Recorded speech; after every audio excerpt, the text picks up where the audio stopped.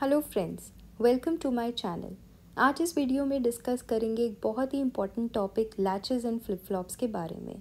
Video को and तक ज़रूर देखें क्योंकि इसमें मैं आपको समझाऊंगी difference between latch and flip flop, truth tables of different types of latches and flip flop and उसके साथ साथ characteristic equation and excitation table. सबसे पहले what is latch and flip flop. ये दोनों सीक्वेंशियल सर्किट्स हैं जो कि मेमोरी एलिमेंट की तरह काम करते हैं। They can store 1 bit of information. Difference between latch and flip flop ये है कि latch is level sensitive and flip flop is edge sensitive. इसका मतलब ये है कि लैच का सर्किट तभी काम करता है जब किसी सिग्नल की वैल्यू या तो 1 हो या 0 हो। मतलब कि जब वो सिग्नल हाई या लो होगा तब लैच रिस्पॉन्ड करेगा।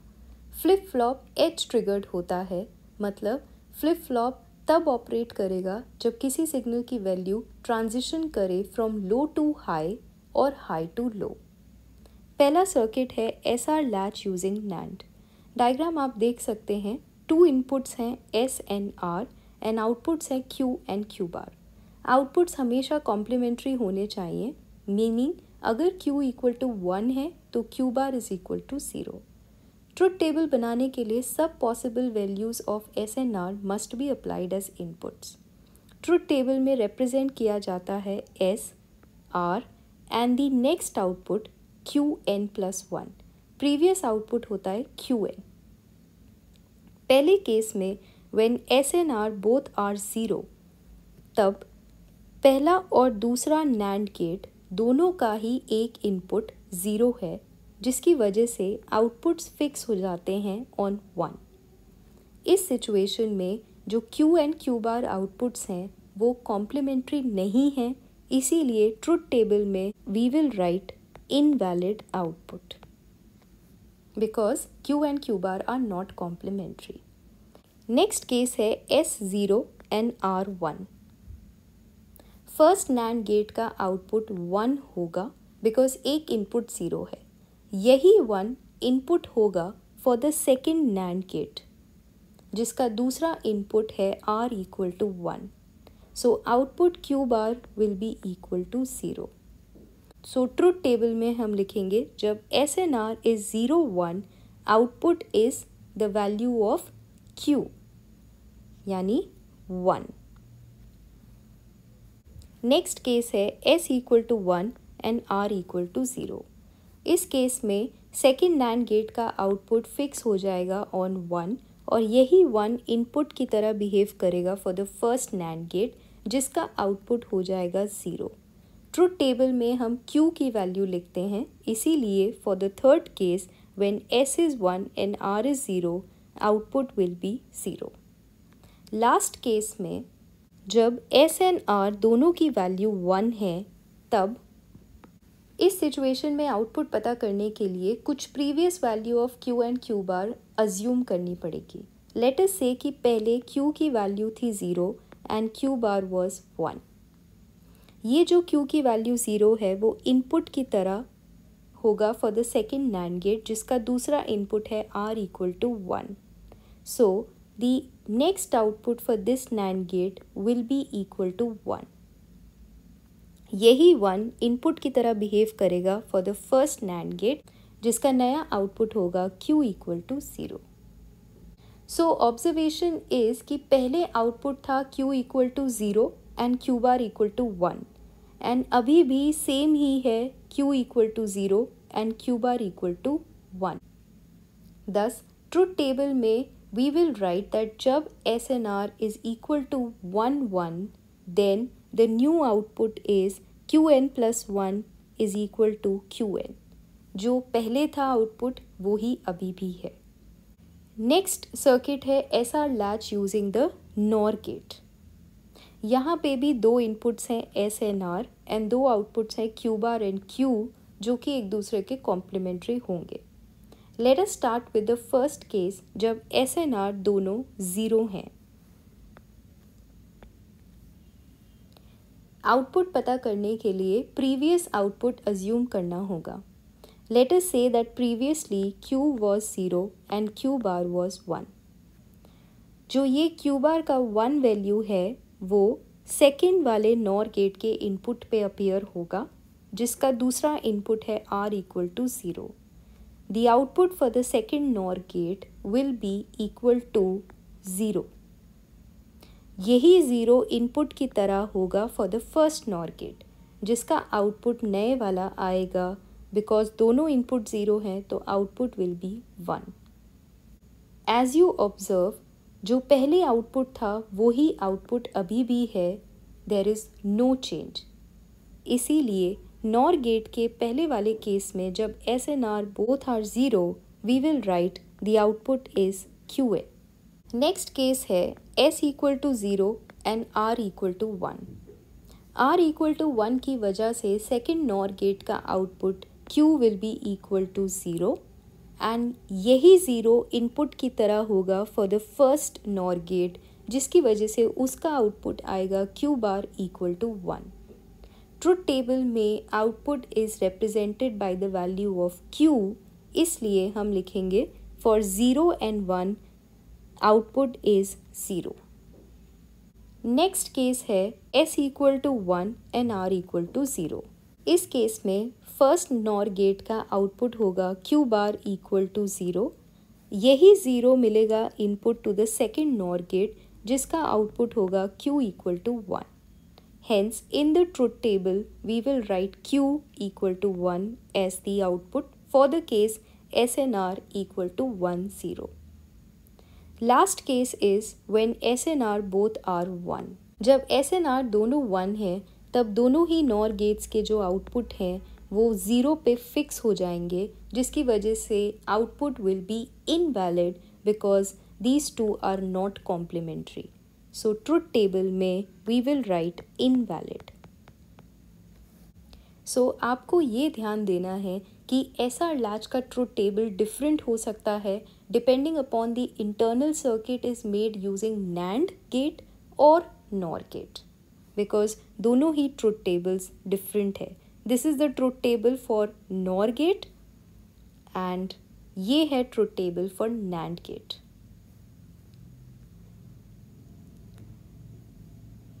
Next we will learn about clocked enable SR latch या फिर SR फ्लिप फ्लॉप. तो अब जो सर्किट्स हम डिस्कस करेंगे उनमें एक क्लॉक सिग्नल है. उस क्लॉक सिग्नल के 1 या 0 होने पर डिपेंड करता है कि लैच का जो सर्किट है विल रिस्पॉन्ड और नॉट. जो सर्किट्स हम डिस्कस करेंगे वो फ्लिप फ्लॉप नहीं है because flip flop is edge triggered, but the truth tables, the characteristic table and the excitation tables वो सब सेम होते हैं for both latch and flip flop. This is the first circuit of SR latch with the clock signal या फिर enable using the NAND gate. इसमें SR latch using NAND gate का diagram भी है and additionally we have 2 more NAND gates. Inputs हैं S, R and a clock that is enable signal, और outputs हैं Q and Q bar जो कि complementary होने चाहिए. सबसे पहले अगर जो क्लॉक सिग्नल है वो 0 है, इस सिचुएशन में first and the second NAND gate के outputs will be fixed on 1. Because of this SR latch using NAND gate circuit को इनपुट्स मिल रहे हैं 1 and 1. In that situation the output remains in the previous state, जो कि हम अभी discuss कर चुके हैं. इसीलिए first entry in the truth table is जब क्लॉक इक्वल टू 0 है, एस एन आर की वैल्यू कुछ भी हो, the output will remain in the previous state, यानी कि जो लैच है वो रिस्पॉन्ड नहीं करता है. नेक्स्ट, जब clock is equal to 1 and S is equal to 0 and R is also equal to 0, तब भी first and the second NAND gate के जो आउटपुट्स हैं वो हैं 1 and 1, और हमारे पास सेम ही सिचुएशन है कि for the SR latch using NAND inputs is 1 1, so it will remain in the previous state. So for the truth table next entry when clock is 1 और S और R की value 0 है, तब भी जो output है वो प्रीवियस स्टेट में ही रहेगा, QN. नेक्स्ट केस है S equal to 0 and R is 1 जब क्लॉक इज़ इक्वल टू 1। इस सिचुएशन में फर्स्ट NAND गेट का आउटपुट होगा 1 एंड सेकेंड NAND गेट का आउटपुट होगा 0। सो फॉर द लैच हमारे पास इनपुट्स हैं 1 एंड 0। इस सिचुएशन में लैच का आउटपुट होता है 0। हेंस ट्रुथ टेबल में we will write 0। Next case में S इज़ 1, R इज़ 0। इस सिचुएशन में सेकेंड NAND गेट का आउटपुट है 1 एंड फर्स्ट NAND गेट का आउटपुट है 0। SR लैच सर्किट को इनपुट्स मिल रहे हैं 0 एंड 1। इस सिचुएशन में आउटपुट होता है Q equal to 1। So truth table में हम लिखेंगे Q equal to 1। Last case में S and R both are 1, तब दोनों ही NAND गेट्स के आउटपुट होंगे 0 0। सो SR लैच सर्किट को इनपुट्स मिल रहे हैं 0 0। In this situation the output is invalid because Q and Q bar दोनों की ही वैल्यू 1 पे फिक्स हो जाती है, which means they are not complementary. Hence the last situation is invalid. So ये है complete truth table for the clocked SR latch circuit using NAND gate. Same truth table can be obtained with another circuit using the NOR gate. Truth table same होगा, लेकिन इसमें NOR gate वाला जो SR latch है वो है as an internal circuit. यहाँ भी if clock is equal to 0 तब दोनों ही AND gates के आउटपुट 0 0 होंगे, जिसकी वजह से SR latch using NOR gate के इनपुट्स हैं 0 0, आउटपुट हो रहता है अपनी प्रीवियस स्टेट में। सो ट्रुथ टेबल में हम लिखेंगे जब क्लॉक इक्वल टू 0 है, S एंड R की वैल्यू कुछ भी हो, the circuit will remain in the previous state. जब क्लॉक इक्वल टू 1 है एंड S एंड R की वैल्यू है 0 0, तब भी first and second AND gate का आउटपुट है 0 0। SR latch using NOR gate का output will remain in the previous state.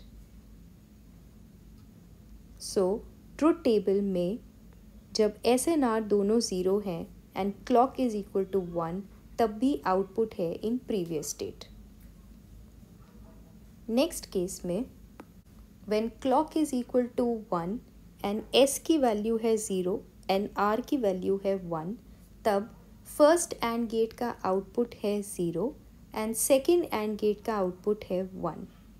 So the latch has the inputs 0 and 1, जिस case में output होता है Q equal to 0 and Q bar equal to 1, जो कि हम पहले ही डिस्कस कर चुके हैं। इसलिए इन द ट्रुथ टेबल हम लिखेंगे output is Qn plus 1 is equal to 0। Q की वैल्यू जो है वो ट्रुथ टेबल में लिखते हैं। नेक्स्ट केस है क्लॉक इज़ 1, S की वैल्यू है 1 एंड R की वैल्यू है 0। इस केस में सेकेंड AND गेट का आउटपुट है 0 एंड फर्स्ट AND गेट का आउटपुट है 1। The SR latch using NOR gate के इनपुट्स हैं 1 एंड 0, जिस केस में आउटपुट होता है Q equal to 1 and Q bar equal to 0।